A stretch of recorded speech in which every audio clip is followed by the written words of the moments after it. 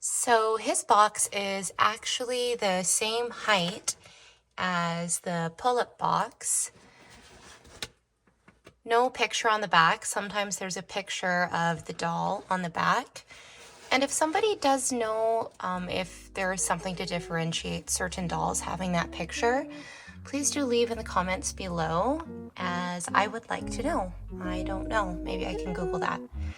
So without further ado, let's crack him open and have him breathe. Okay, so I didn't even notice this online, but he has really cool green eyes. We'll go over his makeup and his eyes in detail a little bit later, but I thought I'd just give you a first glance at what he looks like in the box. And he did get caught on the window, and sometimes that happens, so you just gotta push the window up a little so that you can pull the box out. And if you're an avid pull-up collector, you already know that, but I always like to mention a few things in the event that you're just getting into pull-up dolls, or maybe you've never bought one before. But it is a little bit time consuming to unbox them and to get off all these little straps and such. In my first two pull-up reviews, I do have all of that recorded. Actually my first three, so you can go check out Mercury, Yua, or Dilettante to see how I take out everything kind of slowly and mindfully. But I'm going to just get him out of here off camera, and then we'll go from there. So for the first three dolls that I opened, I actually took off all the tape on the back so that I could keep the full length of these soft plastic straps that hold their body in. But instead, I just cut the one side, and that way the strap is still in the box, taped to the back, and if need be, who knows, maybe as they're getting passed on to my granddaughter or my son and they're moving somewhere, the straps could just go over their body again. So I think I'm going to do it this way from now on. And then I went ahead and just snipped. This part goes over top of their neck. So I just snipped the one side very carefully instead of removing everything and then putting it all back in the box. There is still a way here for the doll to go back in, as well as the stand, which is down here and here at the sides.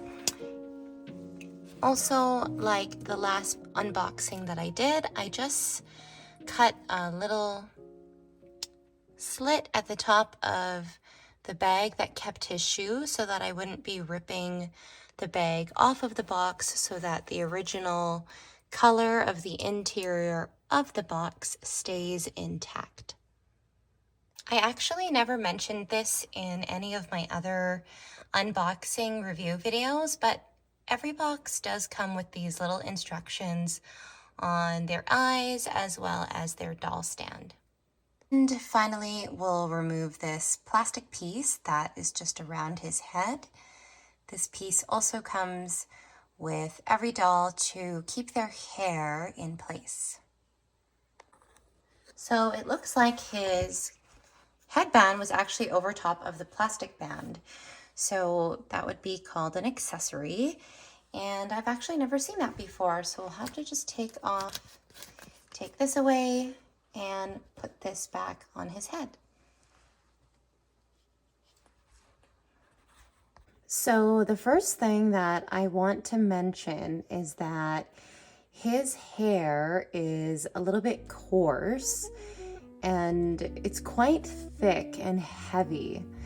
I did see a Flickr photo talking about how his hair was holding him up. He was sitting down on a piece of wood, and it did say thick hair had been holding his back upwards.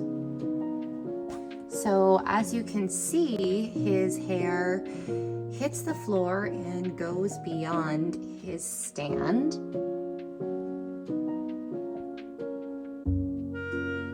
And I would say it weighs a lot more than a Pullip doll.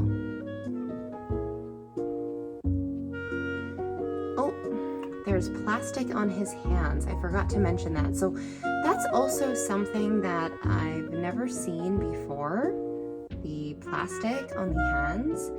So we'll go ahead and remove that. And when I went to remove the plastic, I actually took off his hand altogether. So there's tape around there I'm gonna have to remove. So first let's discuss his outfit. He's actually modeled after a famous swordsman in history. And he's got this traditional kimono here for a male, I believe. Not too familiar with the official traditional pieces of a Japanese kimono, but he's got this adorable accessory that we did look at earlier, his headband. It's got a kind of patent leather brown little label at the front with gold buttons. It appears to be cotton, as well as his robe part of his outfit. And then he's got this skirt appearing bottom, but they're actually pleated pants. And I did try and fold them out at first, but it looked better closer to his legs. And then he has these really cute white socks.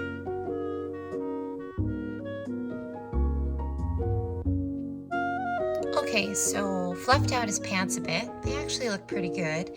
As you can see, his white socks have the shape so that they can fit his traditional looking shoes or sandals here, but I did struggle with getting his feet to fit the shoes with the socks, and I'll have to try without the socks another day. It looks like he's got breastplate armor here. Now you can see a little bit clearer here the color of the patent leather that is also on his headband is also on his breastplate. And then he's got, looks like a cotton string of sorts. Maybe someone can comment on what that's traditionally called. But I did notice that it was tied here at the back and, oh, at the waist. Oh yes, I've seen this in My Dress Up Darling. One of the main characters getting ready and putting this part on him. Does it hold up his pants? That is what I am guessing. So let's take off his jacket and get a closer look here at what's underneath.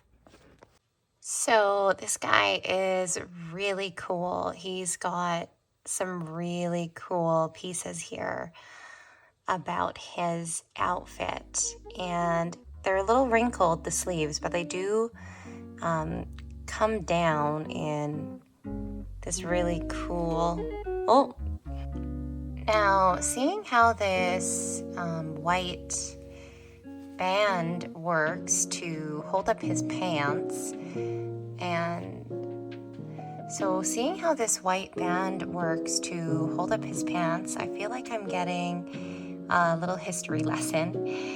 And there's a lot of detail here to his armor. There's the kind of faux leather pieces on the back, which appear to be fastened with Velcro. And it also ties at the top with this teal colored rope. There's little buttons, more leather, a little bit of gold leather, the patent leather. So yeah, a lot of different things here. And I had a really cool thought about how this outfit might look on a Dal doll or a Pullip doll. And now for one of my favorite parts, his makeup.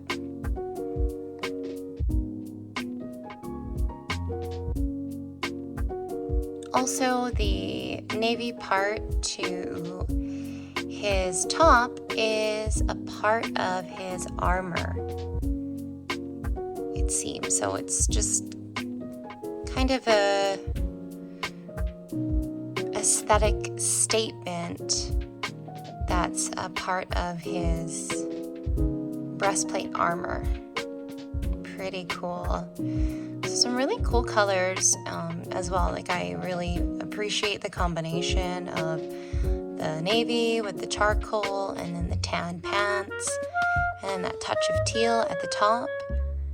Our living room actually is undergoing a renovation and kind of has these similar colors going on. Maybe it's the dolls that are in my house turning my living room into a little bit more of a sleek Japanese feel. I am a little curious to know just what the shape of his doll body is like without any clothes, because I did see on Instagram that the Taeyang doll has muscles and such. And if I read this correctly online, Isul is meant to be the little brother of Pullip. So I can't imagine him having any abs. So as for his makeup and his facial features, he's got really long eyelashes and they're really pretty. They actually are a mixture of long ones, medium ones, and short ones. So they do have quite a bit of dimension to them. And then his eyebrows are really cool. They purposefully have two shades to them, so it almost looks like he has like these moving eyebrows, like he's running through the wind. You can see that it almost looks like a little blurry, but he's got a bit of dust on his face. That's better. But it looks, at first I thought it wasn't focusing, but his eyebrows actually just have two shades to them, a lighter shade and then a more prominent shade. So they're thin and angled upwards, kind of like he's ready for battle, I feel. It gives him a smart and sleek look. And then he has a very strong eyeliner, which I really like. The eyeliner is black, and then his eyes are a very attractive dark green with little highlight accents on the sides, and then inner accents, almost as if he's got this hyper-focused or this really intense, almost aggressive look to him. And I guess he should, because he's a swordsman, so he's got to be ready. He's also got some eyeliner, or maybe they're just kind of accents or wrinkles to his eyes. The light brown lines there. To me, they give him more character, as if he's got a lot on his mind. He's really thinking or drawing energy to his third eye, just really focusing, like they're focusing wrinkle creases. And then he's got just a little touch of white, if you can see it, on the inside, as well as a little bit of pink on the inner corner I should say. His eyeliner extends to the inner corner and the outer corner, and it's just got a really cool design here. It definitely gives him a very handsome eyes, attractive eyes to me. So now that I have him flipped up, I actually noticed that there is a little bit of blush tone or contouring on the inner corner of the eye there. If you can see it, it looks just a little bit highlighted with a pink or a blush tone. And that really brings out the shape of the nose. The more and more I look at this doll, the more and more I see a girl. And I feel like I'm catching even more about the makeup that I didn't see at first. Like, I also feel like I see some eyeshadow there just near the bottom right corner of the eye. Is it gray? Is it green?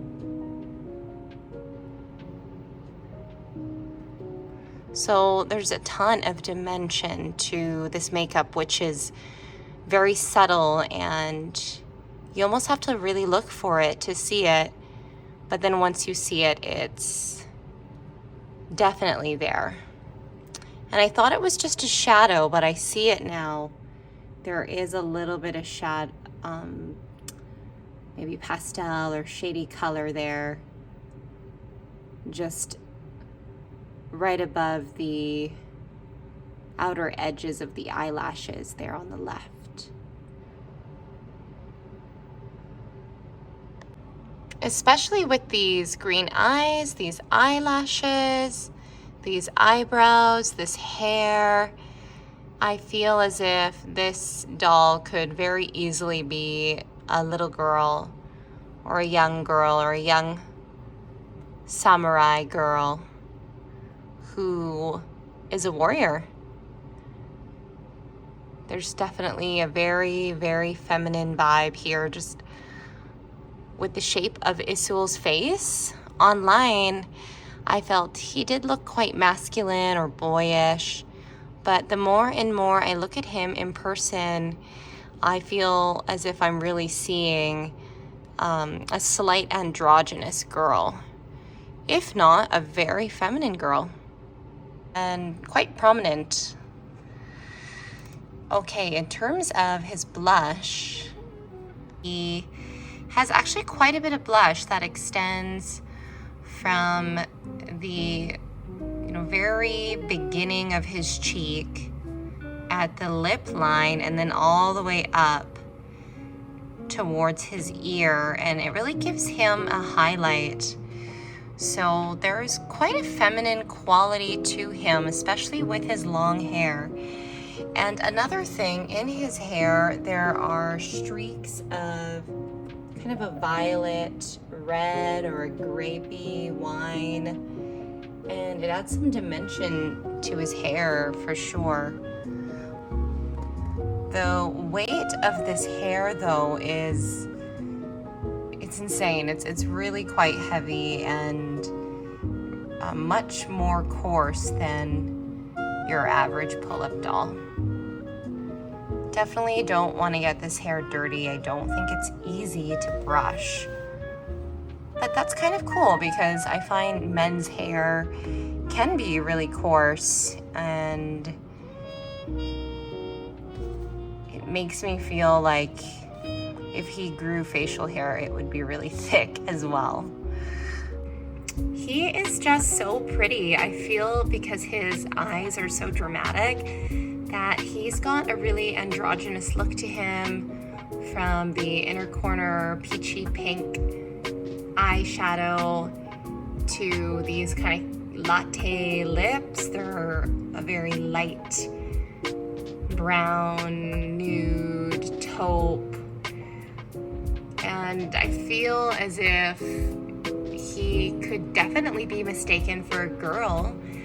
I have seen Instagram photographers put Isul in some girly clothing. Now you can see here with his eyes closed that his eyelashes are very, very long. So he is a boy. He doesn't have any eyeshadow right on his eyelids, but his eyelashes are so darling. He is truly such a doll with these eyelashes.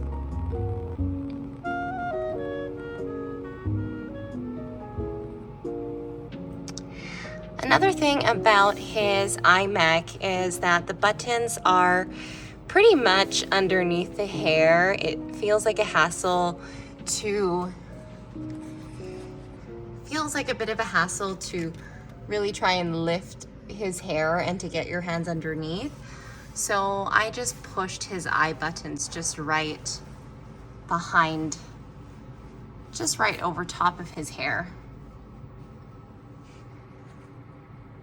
When I opened his eyes though, I did have to sneak my hand under his hair because I couldn't find his eye buttons from over top of his hair, in fact. But I am happy that his eye mech does allow him to turn his eyes from side to side, because they just gain a ton of expression with being able to do that. So there you have it. Thank you for watching this unboxing and review of Pullip, Isul, Okita. Stay tuned for maybe some hair fixing of him, snipping off some of the wispy ends, as well as maybe some photography with Pullip Yua. I was thinking that he would make a really good bodyguard for her and that they could live on the shelf side by side. Maybe one day I'll also switch around his outfit with the doll and put this little girl boy, still can't decide if it's a girl or a boy, in a different outfit. I hope you enjoyed this video.